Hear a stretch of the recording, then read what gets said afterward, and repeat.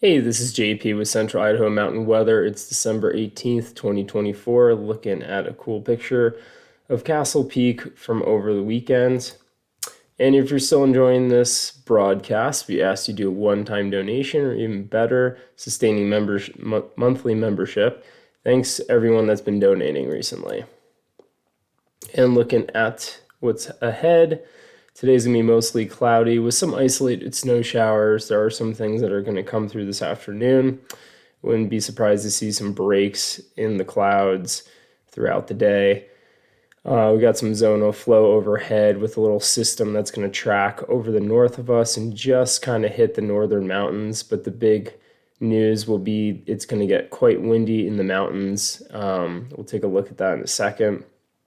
Tomorrow we have high pressure building over the area with an upper level ridge, so it's going to be mostly sunny. It's not going to be as clear as it has been in the last day or two, but the valley floor is going to remain fairly warm.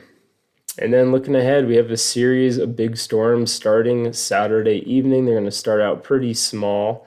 That should be weak, as in not strong, not the weekday.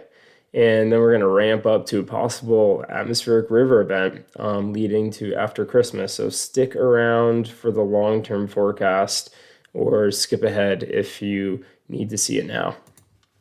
All right, looking at morning temperatures this morning, we are in the low or upper 20s, low 30s in the Wood River Valley, and about the same over in the Sawtooth side. That cloud cover helps keep in some of that warmer air. All right, looking at our satellite radar this morning, you can see our first area of low pressure just off the coast of British Columbia, and that's going to be basically sending us some clouds and some really windy conditions. The pressure gradient's quite strong with the system, so it'll be coming through as a cold front, but not really giving us too much because it's going to just kind of go up and over us like this.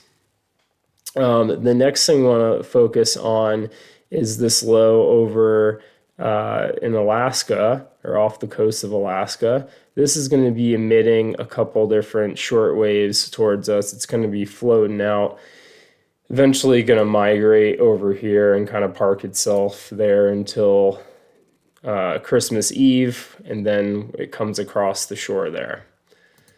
All right, looking at our wind speeds today. So this is a different map than I normally show you, where we're normally looking at the radar, but this is going to show wind speeds at 10,000 feet. So kind of keep that in mind. This is not going to be for at the valley floor, but you can see begin with southwest winds and it shifts to west, and lots of color over Blaine County into the Sawtooths.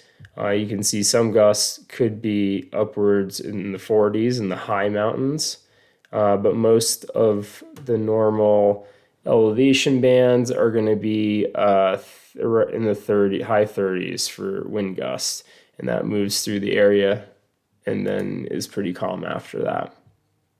Looking at the HER forecast, there is a little blip of possible snow. You can see this as the cold front comes through. There's just this little band here, but it looks like it breaks down as it hits the mountains. So it doesn't look like it's going to produce too much. Mostly going to be happening in the Sawtooths with just 1 to 2 inches happening up there. Maybe 2 inches on the spine here, but most of it's going to be just a couple of flurries, maybe a trace of snow. All right, now getting into the nitty gritty of Christmas week. We got this risk of heavy snow coming in for the 25th to the 31st. So for our zone, that's moderate risk. Moderate risk is good if you want to see snow come to the mountains. So that is good to see. We're in that swath here. That is looking like it's setting up as an atmospheric river. Looking at what that all looks like. Maybe I could blow this up a little bit more here. Stand by. It's a little bit better. Okay, so this is going to be our first blip of moisture. That's going to track through as a pretty weak atmospheric river, mostly for Northern California into Washington, but really keeping my eye on the C one here. A is the last one that we got last week, the 13th to the 14th. So it's going to be a little stronger than that one, which is good. This is going to be a little bit longer duration events, whereas the last one was kind of just 2 days.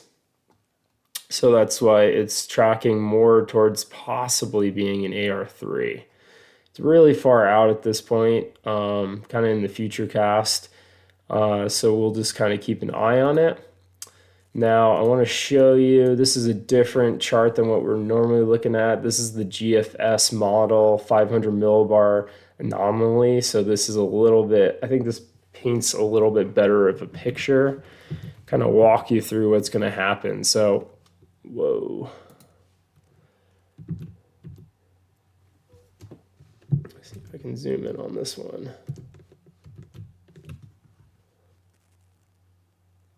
All right, that's going to help us a little bit here.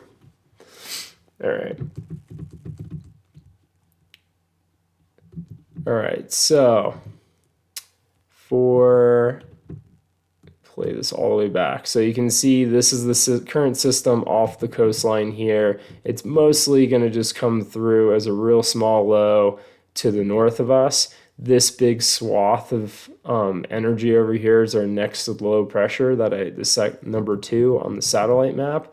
You can see this orange here is our upper level ridge. So we're going to have high pressure here just about into Saturday where it starts to break down. So not too much weather expected.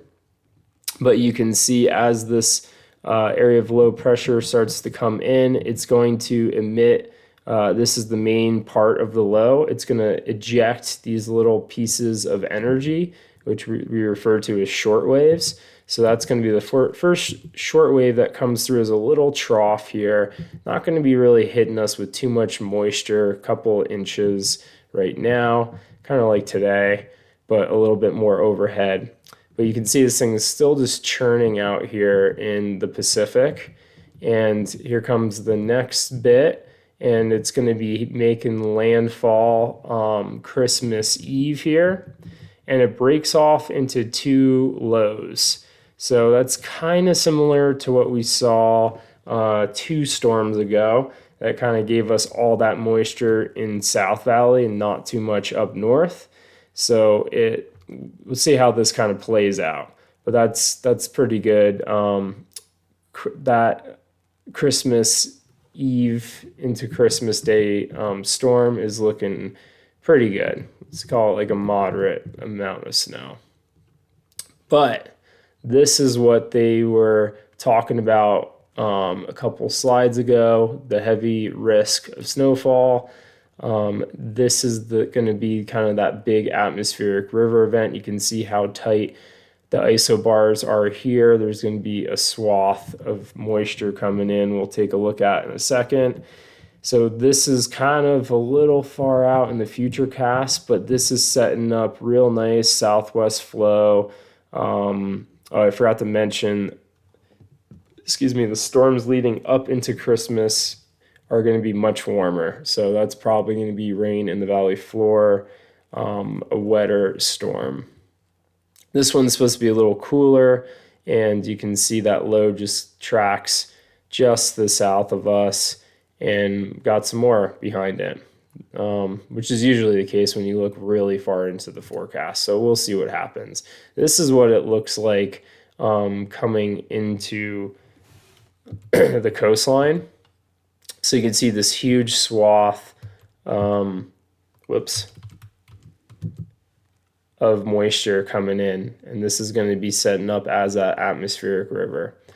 And we'll just take a couple rounds of what we're going to get. This is for the valley floor and the Wood River, so not really too much for Saturday, pretty much just rain And the real chunk starts coming in Tuesday. That's Christmas Eve into Christmas. You could see a half inch in the valley floor. That's going to probably be mostly rain. And then let's look at Titus. Yeah, a couple inches. Really, that first good chunk of moisture is going to be the Christmas Eve storm, leading into Christmas Day, where we could see 10 inches of about 8 inches of snow, quite a bit of water. It's going to be a warmer storm. And then day after Christmas is when the atmospheric river starts, and you can start to see it really amounting after that. So we'll see. I've been talking for quite a bit now. We'll see what happens.